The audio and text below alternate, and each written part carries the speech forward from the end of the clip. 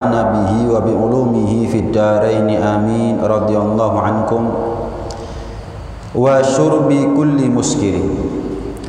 Dan termasuk apa perkara yang dilarang oleh Allah Subhanahu wa taala adalah meminum atau mengkonsumsi segala sesuatu yang memabukkan.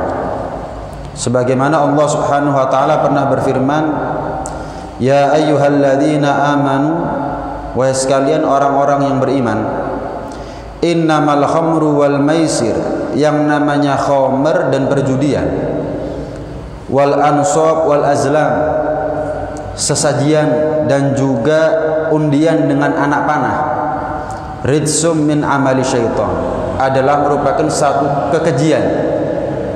Khamr, judi, undian anak panah, kemudian sajen, itu adalah merupakan satu kotoran daripada amalnya syaitan.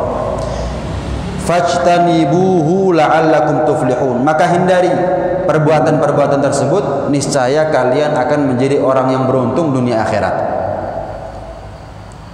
Innama yuridu syaitan ayyuqi'a bainakum al-adawata baghdha.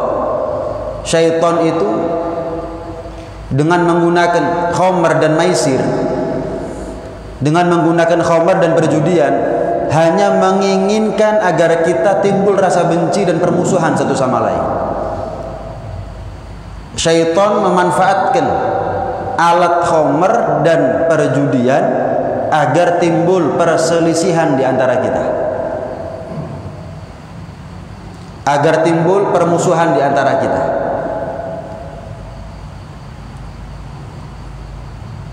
Wa yasuddakum an dzikrillah wa anis shalah fahal antum muntahun. Dan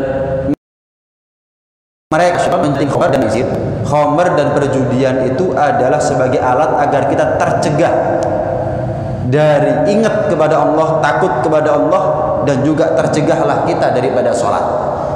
Fahal antum muntahun, maka Allah menegaskan di akhir ayatnya, di akhir firman-Nya, tidaklah kalian berhenti daripada perbuatan-perbuatan tersebut. Dulu khamr ini diharamkan oleh Allah Subhanahu wa taala step by step, tahap demi tahap.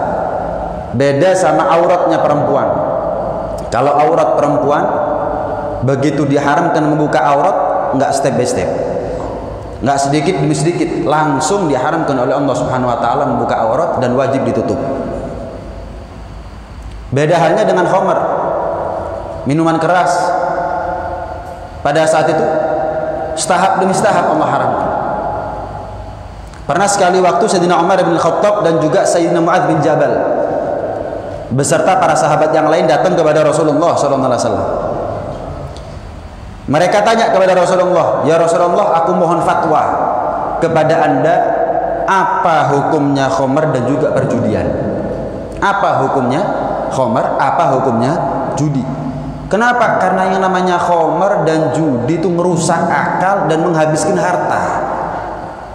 Gimana ya Rasulullah? Maka turun ayat yas'alunaka 'anil khamri wal maisir. Ada beberapa sahabat, wahai Muhammad, yang datang kepadamu tanya, meminta fatwa tentang hukumnya khamr dan juga perjudian. Qul, katakan wahai Muhammad, sampaikan kepada mereka yang tanya, fihima ithmun kabir, di dalam khamr dan juga perjudian ada dosa yang besar, ada resiko yang fatal. Wa manafi' linnas, memang ada manfaatnya itu khamr, memang ada manfaatnya itu judi. Apa manfaatnya khamr? Memperbaiki makanan. Ibarat kalau sekarang pakai rum, kemudian kalau dijual banyak lakunya, menghasilkan keuntungan yang besar, dianggap ada manfaatnya. Kemudian bisa membuat orang itu senang. Banyak manfaat, bukan sejatinya manfaat sebetulnya, tapi manfaat menurut versi manusia. datang kepada sahabat, datang kepada Nabi, para sahabat tanya hukumnya khamar dan juga perjudian. Bilang kepada mereka, Muhammad, dosanya besar, resikonya fatal. Ya, memang ada manfaat bagi manusia. Wa itsmuhuma kabir wa itsmuhuma akbar min naf'ihima. Hanya saja dosanya lebih besar daripada manfaatnya. Turun ayat tersebut ketika Sayyidina Umar, Sayyidina Mu'adz beserta sahabat tanya kepada Rasulullah, yang jawab Allah Subhanahu wa taala. Dijelaskan oleh para ulama, khamar itu diharamkan setahap demi setahap sampai turun 4 ayat yang menunjukkan step by step, tahapan demi tahapan Allah haramkan khamar. Ayat yang pertama, wa min thamaratin nakhili wal anab tattakhiduna minhu sakaran wa rizqa. Allah menjelaskan tentang manfaat daripada anggur, manfaat daripada kurma. Ada yang dimanfaatkan daripada sarinya anggur, perasan anggur dan perasan kurma untuk menjadi khamr, minuman keras, dan dijual menghasilkan rezeki. Allah belum menjelaskan haram hukumnya, belum. Maka dulu ketika turun ayat yang pertama ini, mereka minum khamr karena di saat itu belum diharamkan oleh Allah Subhanahu wa taala. Sampai sekali waktu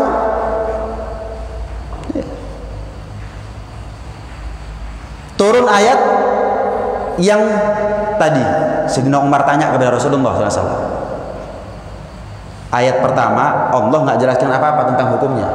Allah malah menjelaskan ada kalanya yang namanya anggur, kurma diambil perasannya, sarinya, kemudian dijadikan khamr, dijual, dapat uang.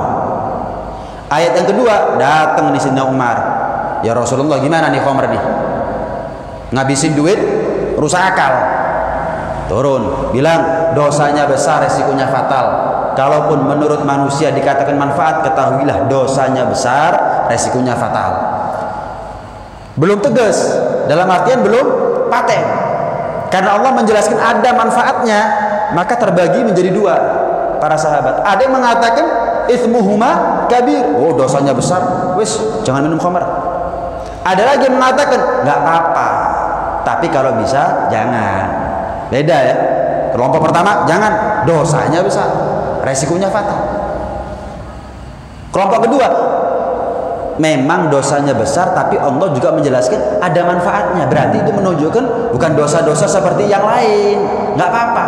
Sampai Sayyidina Abdurrahman bin Auf, Sayyidina Abdurrahman bin Auf itu pernah bikin acara hajatan begitu, undang orang, bikin makanan, disuguhi khamr, mereka minum semuanya, mabuk.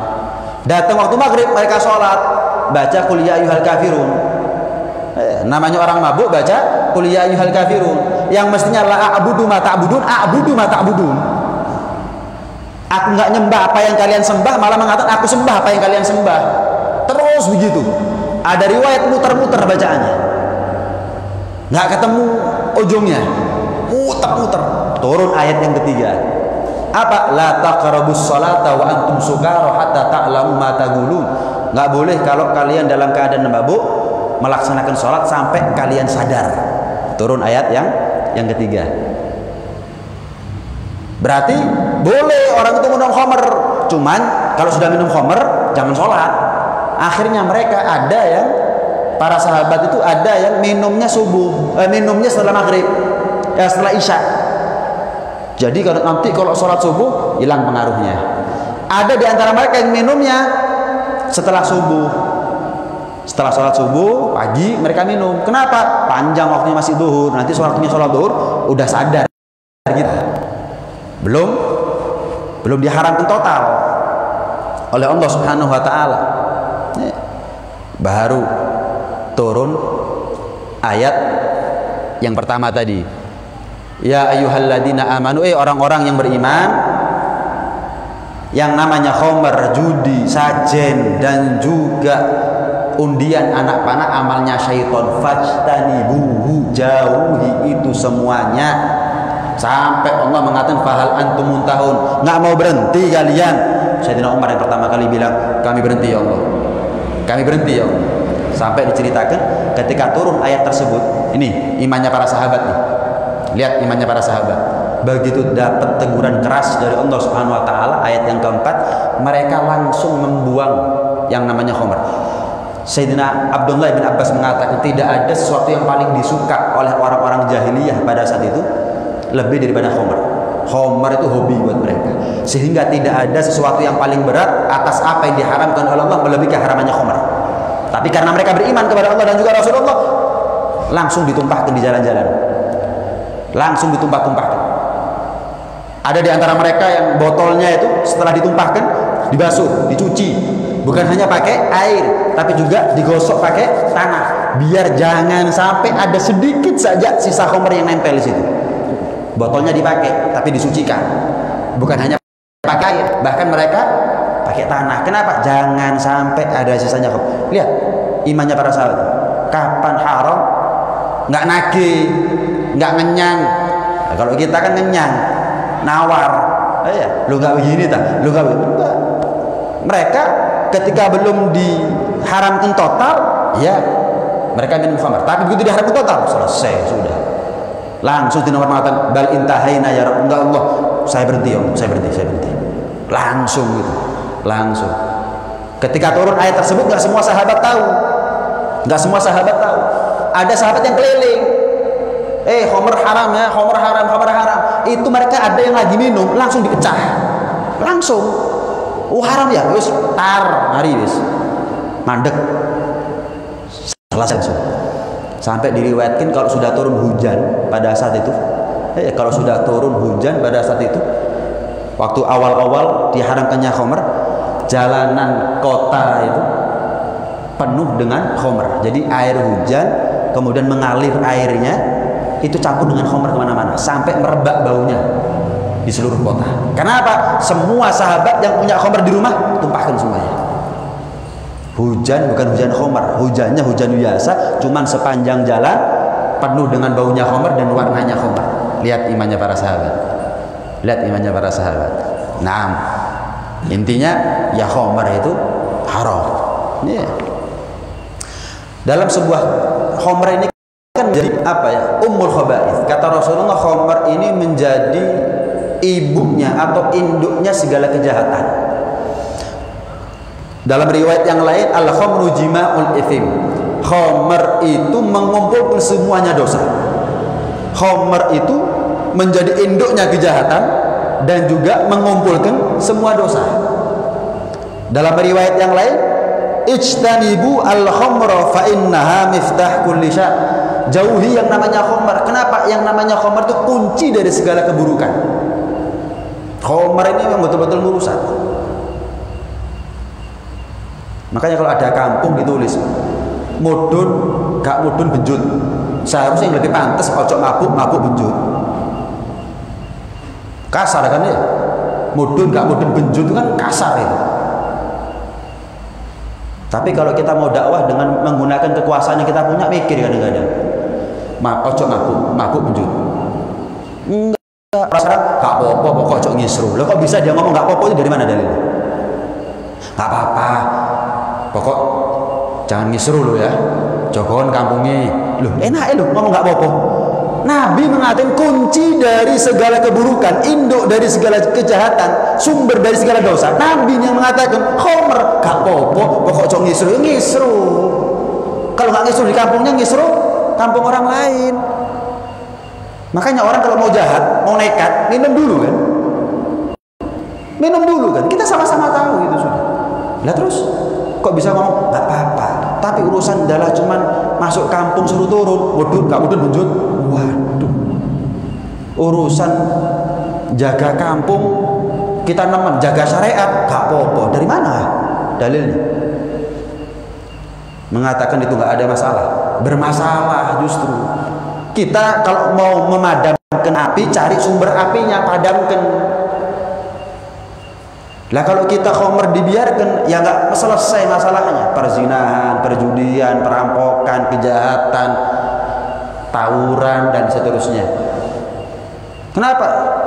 Sumber apinya nggak dipadamkan, ya nggak bisa. Ya. Pernah diceritakan ada seorang pemuda ahli masjid, seorang pemuda ahli masjid dijebak dia oleh seorang perempuan yang nggak baik. panggil ke rumah, sampai masuk ke rumah dikunci dari luar sama budaknya. Wes, perempuan ini ngomong, anak muda, pilihan kamu satu, zina sama saya, atau kalau enggak bunuh budak saya ini, atau yang ketiga minum khamrnya. Kalau enggak kamu pilih salah satu di antara 3 pilihan ini, aku mau teriak kalau kamu masuk ke rumah tanpa izin. Kira-kira siapa orang? Kepada siapa orang mau percaya? Kan mikir ya, perempuan teriak fulan masuk ke rumahnya, berarti kan orang pasti langsung percaya sama perempuannya. Tapi disuruh milih minum khamr, bunuh, zina. Dia mikir, oh, minum khamr itu dosanya mungkin dibandingkan pembunuhan dan zina lebih kecil. Ya wis, minum khamr. Akhirnya ya minum khamr, ya zina. Karena zina, budaknya tahu, dia dikenal ahli masjid, dipakai ini budaknya. Takut bongkar aibnya dia. Kelakon dikit. Terus gimana, Bib? Apa berarti bunuh saja atau zina? Bukan. Mau diancam apapun jangan dituruti. Mau diancam apapun. Pernah ada seorang laki-laki, ceritanya hampir mirip di zaman Bani Israel, ahli ibadah. Ada perempuan yang nggak senang sama dia, digoda nggak tertarik, digoda, oh tak jebak. Perempuan nakal, panggil ke rumah. Kata budaknya, tuan saya benerkan lemari. Kebetulan pemuda ini najar, tukang kayu. Lemarinya rusak, minta tolong kamu benahi dia. Oh iya, datang. Masuk, di mana lemarinya? Di dalam kamar. Oh iya, masuk. Nggak taunya begitu masuk, dikunci dari luar sama budaknya tadi itu, pintu kamarnya. Kamu turutin nafsunya saya, kata itu perempuan, atau kalau nggak aku teriak. Bingung. Si laki ini bingung. Si laki ini bingung. Kalau orang sekarang kan nggak bingung ya. Orang sekarang nggak bingung. Ini bingung. Gimana nih ya? Kepikiran dia, punya ide. Cuman idenya ide gila. Tapi selamat akhirnya. Saya izin kamar mandi ya. Oh iya, seneng perempuannya. Pikirnya mau siap-siap mandi minyak wangian atau gimana, pikir mandi. Nggak taunya apa? Mikir dari kamar mandi. Yo apa cari selamat iki? Karena banyak mikir mules. Dia punya ide. Maaf, dia buang hajat. Maaf, kotorannya dilumurkan semuanya badannya. Jret. Ayo keluar dari kamar mandi. Kata perempuannya, edan gendeng, keluar. Selamat. Nggak mungkin kan teriak. Dia masuk. Lah kok lumuran kotoran? Kan nggak mungkin. Misal dia niat maling, niat memperkosa. Lah kok lumuran kotoran ini apa maksudnya? Kan nggak mungkin. Akhirnya dilepas sama itu perempuan. Wah, sak kampung ngecap dia orang gila. Iya, dia dicap orang gila. Kenapa? Keluar dari rumah dalam keadaan berlumuran kotoran. Malu dia, mandi. Malam itu dia mandi. Besok bangun belum mandi, bau wangi. Heran dia. Loh, perasaan saya ini biasanya kalau mandi malam subuh sudah gak wangi, hilang bau wanginya. Ini kok masih ada ya? Siang mandi nggak pakai sabun, tapi wanginya yang semalam masih ada terus gitu sampai dia mati, sampai dikuburnya bau minyak misik, diganti oleh Allah di dunia sebelum di akhirat. Bau kotoran, yang bau diganti menjadi minyak misik sampai dikenal rojulun miski, perempuan laki-laki yang beraroma minyak misik. Nggak ada. Oh, khomer lebih ringan dosanya daripada zina dan bunuh. Sudah khomer, kelakon kabeh malah. Miftah kulli syar. Khomer itu adalah merupakan kunci dari segala kejahatan. Makanya dikatakan khomer. Khomer itu artinya apa sih? Menutup akal, merusak akal. Khomer dikatakan khomer karena dalam bahasa Arab artinya khomer itu merusak akal. Merusak akal. Kalau ada orang gila, saya mau tanya, ada orang gila sengaja? Nggak ada ya? Tapi ada yang lebih gila daripada orang gila. Siapa? Pecandu khomer. Kenapa? Dia sengaja merusak akalnya. Orang gila nggak sengaja gila. Kepikiran sesuatu, terbebani, putus cinta, stres, depresi, gila. Tapi dia nggak sengaja gila itu. Nah kalau pecandu khomer, tahu itu merusak akalnya, sengaja. Lebih gila daripada orang gila ini. Kata Sayyidina Hasan al-Basri, kalau seandainya akal, otak ini dijual, pasti orang berebut untuk membelinya. Oh, otak saya bodoh, saya mau beli otaknya orang yang mati yang pintar, tak beli. Seandainya otak manfaat, bisa dijual dan manfaat, pasti orang berebut untuk membeli dengan harga mahal. Dilelang pasti harganya mahal. Tapi aneh kalau ada orang justru merusak akalnya dia sendiri. Padahal akal, otak itu kalau dijual harganya mahal. Kata Sayyidina Hasan al-Basri. Naam. Rasulullah SAW pernah bersabda, kullu syarabin askar fahuwa haram. Segala sesuatu yang memabukkan itu hukumnya haram walaupun sedikit, walaupun nggak mabuk. Walaupun nggak mabuk. Kenapa? Yang memabukkan, yang ada potensi memabukkan walaupun kenyataannya nggak mabuk. Misal ada orang biasa sama khamr, minum khamr sama minum air biasa, tapi karena ada potensi memabukkan, ada resiko merusak akal, tetap dikatakan haram. Bukan nunggu mabuk baru haram. Kalau nggak mabuk karena sudah terbiasa atau sedikit, karena nggak mabuk dianggap halal. Enggak. Mabuk nggak mabuk, tapi karena khamr ada resiko merusak akal dan potensi memabukkan, di situ letak keharaman. Jangan dalil. Ada orang sekarang, loh saya nggak mabuk kok beb. Loh, makanya belajar ngomong nggak pakai caranya setan. Kalau kita belajar ngomongnya pakai ilmu. Salah kok dalil. Loh saya nggak mabuk berarti halal. Khamr sama air buat saya sudah biasa, sudah normal. Saya diajak ngomong bisa walaupun saya minum berbotol-botol. Loh, memabukkan, selesai. Bukan nunggu mabuk. Kalau mabuk haram, kalau nggak mabuk halal. Enggak, kalau memabukkan. Jelas semua khamr ada potensi untuk memabukkan.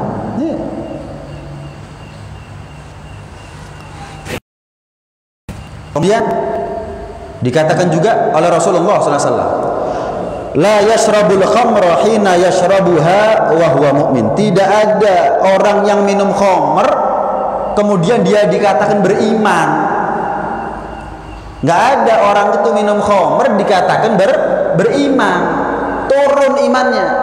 Bahkan dalam sebuah riwayat dikatakan oleh Nabi SAW, man syaribal khamra kharaja nurul iman min jawfi. Orang yang minum khamr keluar cahaya keimanan dari hatinya. Nggak ada. Orang zina dikatakan mukmin. Orang mukmin itu nggak zina. Nggak ada. Orang itu mencuri, ketika mencuri dikatakan dia sebagai mukmin. Ketika dia mencuri bukan lagi mukmin.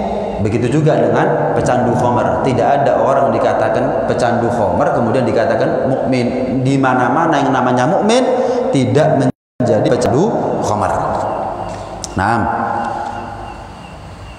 azab buat orang yang pecandu khamr itu bukan hanya di dunia tapi sampai ada di akhirat.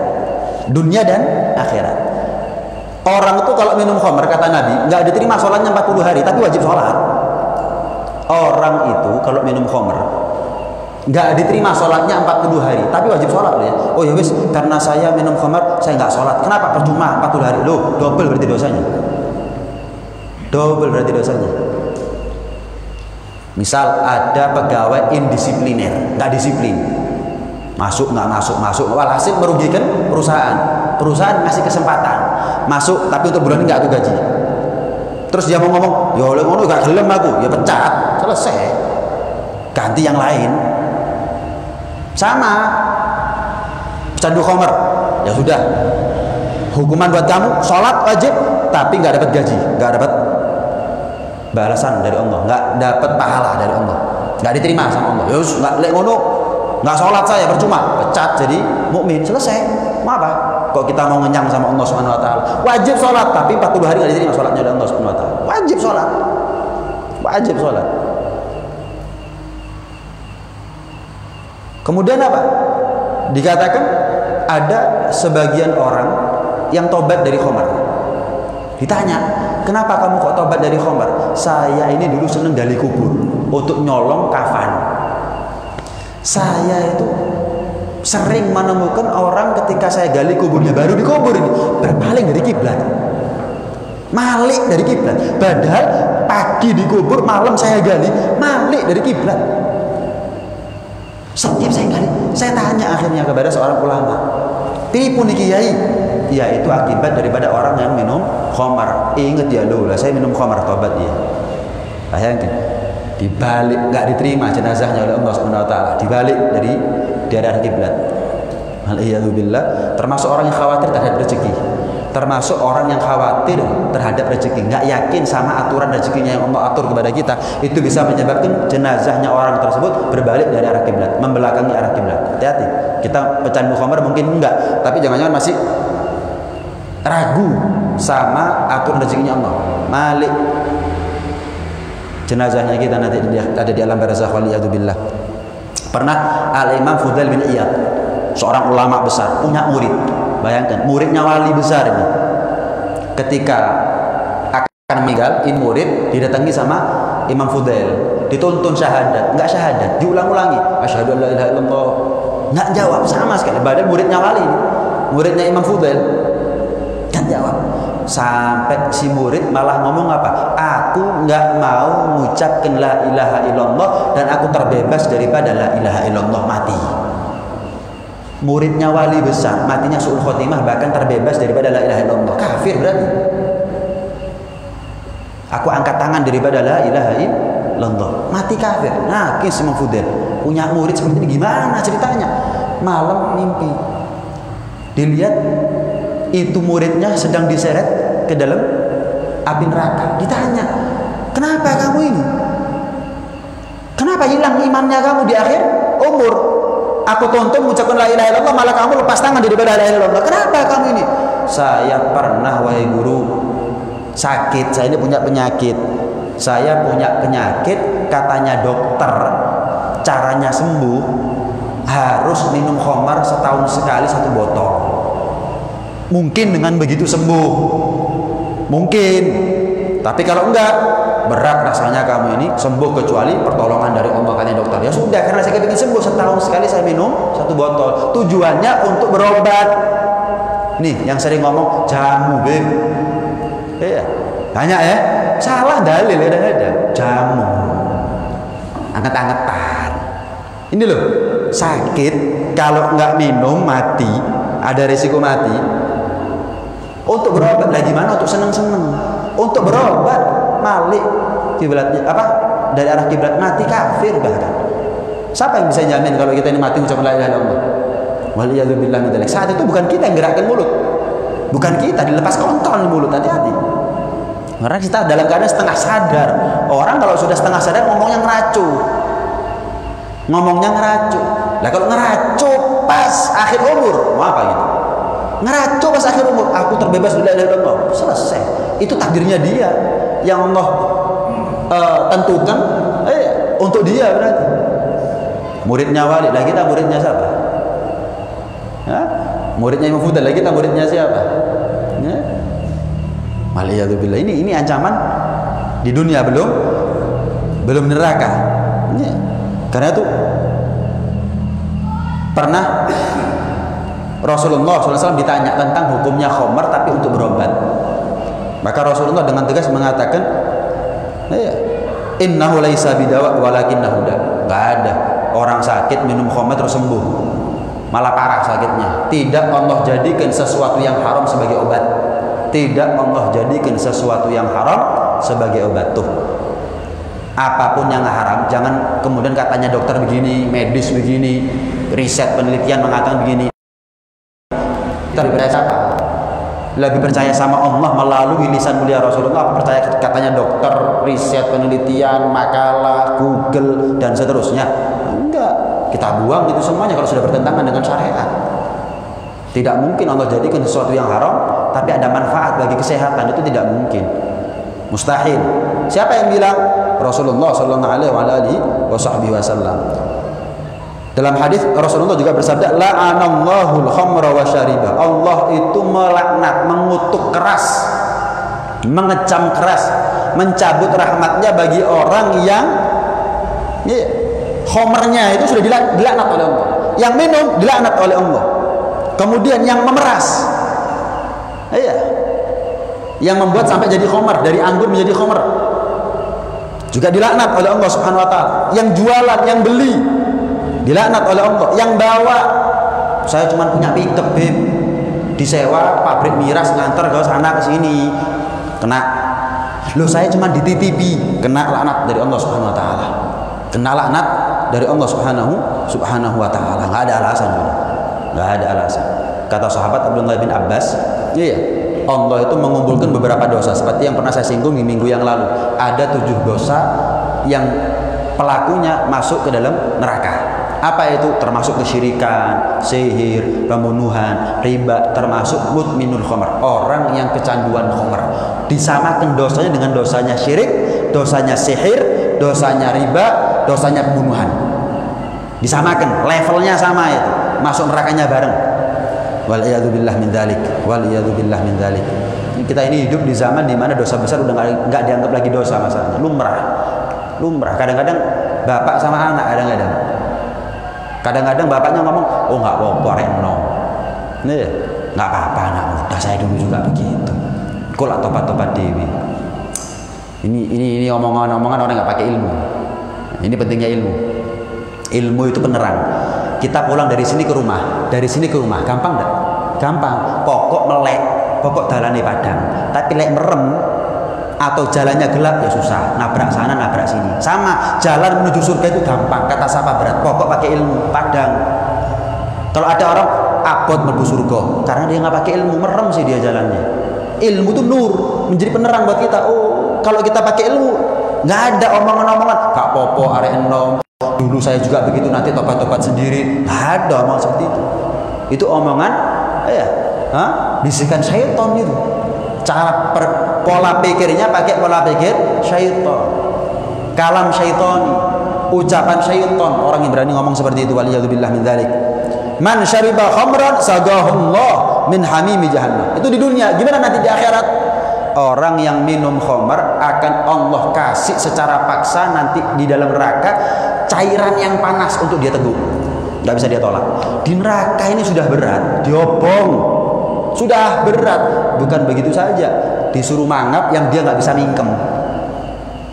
Kemudian dituangkan ke mulutnya sampai penuh perutnya, sampai leleh, sampai meledak dengan cairan yang namanya panas. Balik mana siram lagi, balik mana siram lagi, terus begitu.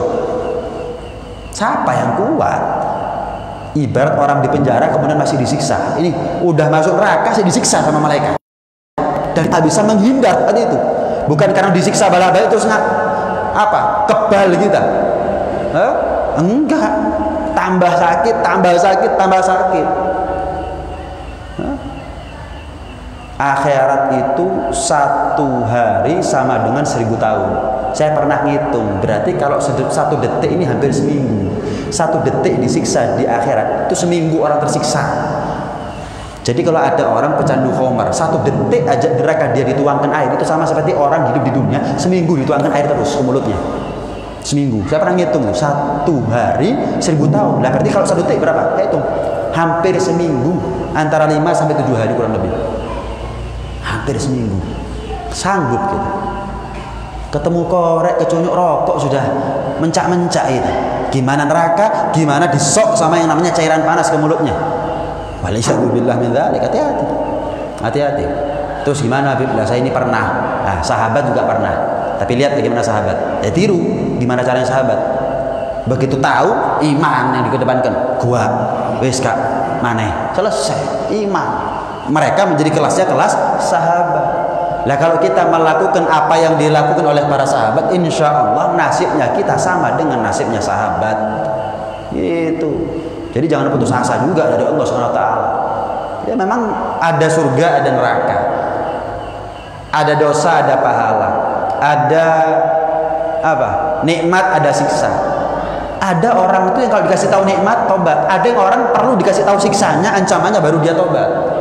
Memang tujuannya azab, siksa, neraka, dosa itu adalah menimbulkan efek jerah, medeni.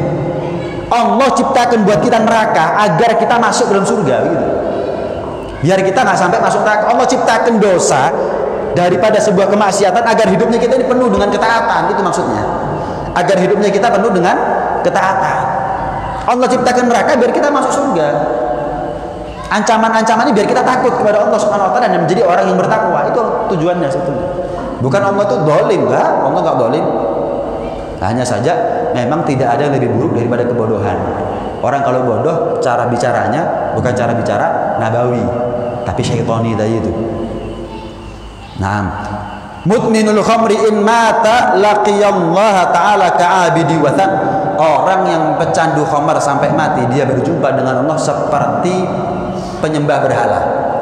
Ngakunya iman, pecandu khamar sampai mati belum tobat, maka dia berjumpa dengan Allah sekelompok dengan penyembah berhala, orang-orang yang kafir dengan Allah Subhanahu wa taala. Salah satu la yadkhuluna jannah, ada 3 orang enggak masuk ke dalam surga. Siapa? Mudminul khamar, pecandu khamar mati dalam keadaan belum tobat. Hati-hati, kurang contoh apa kita di TV, di koran, di berita, mati apa namanya overdosis, ya, mati oplosan, ya, mati mabuk di jalan, kecelakaan. Naudzubillah, kurang apa? Masuk kita nggak takut itu? Ya, kalau nggak takut berarti kita ini nggak punya hati sudah. Ya, sudah nggak punya hati berarti nggak ada tempatnya iman, berarti nggak punya iman. Oh, nasibnya orang, terus apa sih? Mati, ya mabuk, mati mabuk, kecelakaan, mabuk overdose, nasibe. Ya kita nggak apa-apa, pokoknya dijogo sampai kayak ngono. Ini kan pakai cara fikirnya dia, bukan pakai ilmu cara ngomong seperti ini. Nah, waliyadzubillah. Naam. Allah juga mengatakan begini, Inna 'alallahi ahdan. Rasulullah pernah bersabda, Allah itu punya janji, ancaman, liman syaribal khamra, bagi orang yang minum khamar, mati dalam keadaan masih menjadi pecandu khamar. Apa? Allah janji, Allah ancam, Allah akan masukkan ke dalam mulutnya tinatul khabal. Apa tinatul khabal? Keringat, darah dan nanahnya penduduk neraka dimasukkan semuanya ke mulutnya dia. Yang neraka, yang cairan panas, yang darah, nanah dan juga keringatnya penduduk neraka. Kurang apa ini? Yang dikubur diwali, yang sholat nggak diterima tapi wajib sholat, ibarat wajib kerja tapi nggak dibayar. Kurang apa? Mau nggak takut gitu ini? Man syaribal khamra fid dunya lam yashrabha fil akhirah. Ancaman paling ringan bagi orang yang minum khamar di dunia. Apa itu? Di akhirat sekalipun dia masuk surga, nggak ada jatah lagi khamar buat dia. Itu ancaman. Masuk surga tapi nggak bisa minum khamar. Kenapa? Nggak sabar sih, nggak nurut sih. Khamar menjadi halal nanti ada di surga, tapi karena ada orang di antara kita yang mendahulunya di dunia, di akhirat walaupun dia masuk surga, khamar menjadi hal yang haram bagi dia. Kalau kita menghalalkan apa yang diharamkan oleh Allah, maka apa yang halal nanti dunia diharamkan oleh Allah Subhanahu wa taala kepada kita nanti di surga. Terakhir, ya, Al-Imam Malik bin Dinar pernah ngelihat ada satu pemuda mabuk. Kemudian mungkin dia dalam keadaan teler begitu, tengah jalan dia Allah, mungkin kesakitan atau bagaimana, dia ngucap Allah Allah Allah, sementara ya masih netes apa namanya khamar dari mulutnya dia. Imam Malik bin Dinar ambil kain kemudian diusap mulutnya. Nggak pantas mulut yang kotor nyebut nama yang suci. Yes. Malam sambil didoakan, ya Allah kasih hidayah nih anak muda nih biar dia tobat, walaupun dia minum khamar masih nyebut namamu ya Allah, cuman nggak pantas mulut yang najis nyebut namamu yang suci, aku bersihin ya Allah, kasih hidayah dia. Kemudian malam mimpi Al-Imam Malik bin Dinar. Ketika malam mimpi Al-Imam Malik bin Dinar, dalam mimpinya itu anak muda dilihat seperti ada di surga gitu. Padahal belum mati, seperti ada di surga dalam keadaan ini kan anak muda yang semalam apa namanya mabuk.